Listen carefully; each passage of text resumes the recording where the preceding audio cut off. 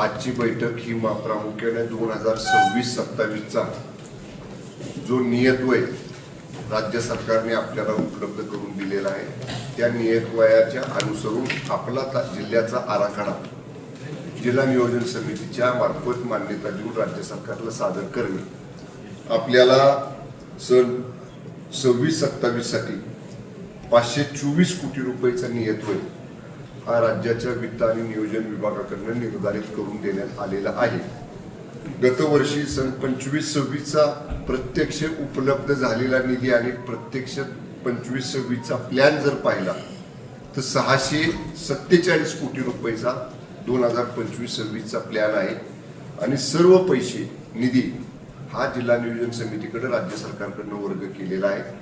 जो निधी वर्ग झाला त्या निधीच्या खर्चाच्या प्रमाणामध्ये आपण राज्यात पुणे डिव्हिजन मध्ये आपला दुसरा क्रमांक आहे। पुणे डिव्हिजनचा पहिला क्रमांक आहे निधी खर्च करण्याच्या प्रमाणात आणि सातारा जिल्ह्याचा दुसरा क्रमांक आहे। ॲज ऑन 524 म्हणजे जे नियतव्यय राज्य सरकारने आपल्याला उपलब्ध करून दिलेला आहे। जरा मॅडम आमदार साहेब या इकडे जो नियतव्यय राज्य सरकारने आपल्याला उपलब्ध करून दिलेला आहे 524च्या अगेन्स्ट सर्व यंत्रणांशी चर्चा करून लोकप्रतिनिधींच्या सूचना घेऊन एकूण 871 कोटी रुपयाची मागणी या आर्थिक वर्षासाठी आपण आज राज्य सरकारकडे करायची मान्यता जिल्हा नियोजन समितीच्या बैठकीमध्ये घेतली। म्हणजे प्रत्यक्ष आपण 224 कोटी रुपयाची वाढीव मागणी ही राज्य सरकारकडे आजच्या बैठकीमध्ये करण्याचा निर्णय घेतलेला आहे। 4-5 प्राधान्यक्रमाच्या बाबी माननीय आमदार महोदयांनी ज्या सांगितल्या त्यातला एक तर सगळ्यात महत्त्वाचा विषय होता वाढीव विद्युत कनेक्शन्स, विद्युत पोल, वाढीव वस्त्यांना विद्युत कनेक्शनसाठी विद्युत पोल देणे हा एक होता। 50-54-30-54 मध्ये आमदार मनोजदादा घोरपडे आग्रही होते की जिल्हा परिषदेकडचे जे छोटे रस्ते आहेत ज्याला बजेटमधनं निधी मिळत नाही आणि जिल्हा नियोजन मध्ये जी तरतूद होती ती कमी प्रमाणात होती तर त्याच्यासाठी वाढीवची रक्कम आपण शासनाकडे या ठिकाणी मागण्याचा निर्णय घेतलेला आहे। आणि आमदार शशिकांत शिंदे साहेबांनी 2-3 रस्त्यांचा विषय सांगितला की जे जे अपग्रेड ते रस्ते करणं गरजेचं आहे। मला वाटतं कुडाळ कुठला बावधन रस्ता तर त्या बाबतीत सुद्धा जिल्हा नियोजन समितीने आज शिफारस करून तो रस्ता MDR करण्याकरता राज्य सरकारकडे प्रस्ताव पाठवायचा देखील निर्णय घेतला। नाविन्यपूर्ण मधनं आपण जी 2-3 वर्षापासून योजना राबवलेली आहे स्मार्ट PSC आणि मॉडेल स्कूल त्याला अत्यंत चांगला प्रतिसाद मिळालेला आहे। उद्याच्या माननीय मुख्यमंत्र्यांकडच्या सादरीकरणामध्ये ज्या मॉडेल स्कूल प्रत्यक्षात आपण सुरू केलेल्या आहेत त्याही आपण माननीय मुख्यमंत्र्यांना अवलोकनार्थ दाखवणार आहोत। काही प्राथमिक आरोग्य केंद्र as good as private hospital सारखे आपण तयार केलेले आहेत ती प्राथमिक आरोग्य केंद्रांचं सुद्धा सादरीकरण जो काही वेळ आपल्याला दिलेला आहे जिल्ह्याला त्याच्यामध्ये आपण माननीय मुख्यमंत्री महोदयांच्याकडे करणार आहोत। अशा पद्धतीनं आरोग्य, विद्युत, पाणी पुरवठा, शिक्षण या जलसंधारण अशा महत्वाच्या बाबींकडे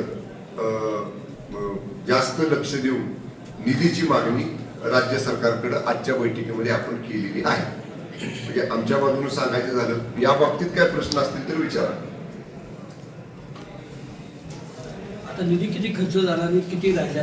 निधीचं खर्चाचं प्रमाण दुसऱ्या क्रमांकावर आपण आहोत या डिव्हिजन मध्ये जवळपास 46% निधी एकूण निधीचा खर्च झालाय। जेवढा आलाय त्याचा सगळा खर्च केलाय आपण। जेवढा आता उपलब्ध होईल कारण निधी जसा जसा निधी येत जातो तसा तसा आपण देयकातून बऱ्याचशा प्रमाणात जिल्हा परिषदचा आचारसंहिता असल्यामुळं मोठ्या प्रमाणात पेंडिंग आहे।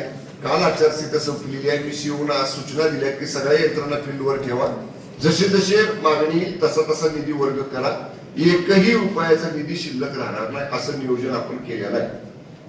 गुणवत्तेबाबत काय? कसली गुणवत्ता?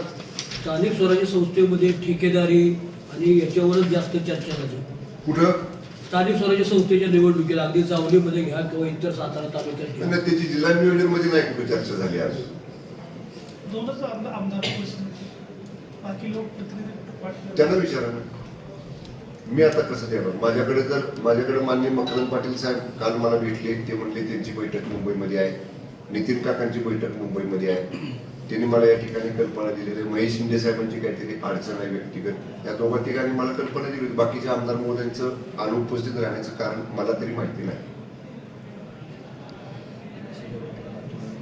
हा बरोबर, जिल्हाधिकारी महोदय म्हणतात तसं लातूरची डीपीसी बैठक आजच आहे, सोलापूरची डीपीसी बैठक आजच आहे. त्यामुळे माननीय दोन्ही मंत्री महोदय त्याला आहे. माननीय मुख्यमंत्र्यांकडची निधी मागणीची बैठक बुलढाण्याची माननीय मकरंद पाटील साहेबांची आजच आहे. त्यामुळे ते तिकडे आहेत. अतुल बाबा मुंबईत आहेत. साहेब, स्मार्ट शाळा आणि PSCची काही यादी वगैरे आहे का? जिल्हा परिषदेच्या शिक्षण विभागाला, आरोग्य विभागाला आपण ती सर्क्युलेट करायची सूचना देऊ. मीडियाला प्रेस नोट देऊन टाकायची. मागच्या वर्षी 3 खासदारांना निधी मिळालेला नाही PSCचा. नाही असं नाही, खासदारांना निधी जो आहे आपल्याकडे माहिती, जशी जशी मागणी तसा निधी दिलेला आहे.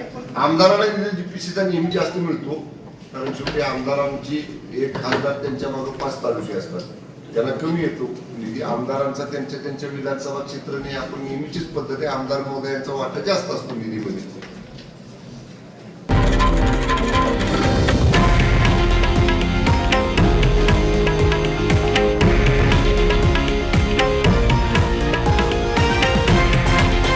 हे आहे देशातील नंबर 1 न्यूज नेटवर्क आणि आपण पाहत आहात TV9 मराठी, एकमेव.